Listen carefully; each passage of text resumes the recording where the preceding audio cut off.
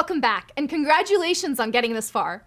I sure am glad we didn't lose you in all those loops we covered in the last module. You're doing great and making tons of progress. In earlier videos, we covered the basic elements of Python syntax.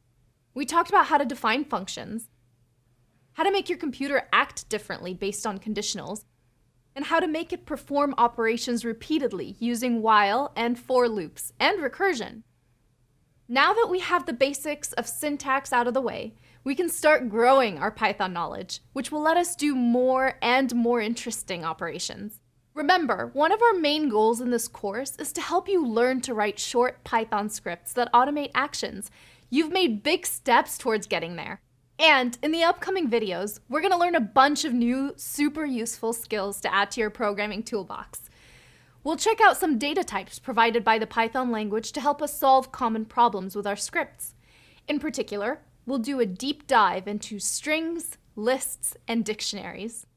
Heads up, while we've used strings in our scripts already, we barely scratched the surface of all the things we can do with them in Python.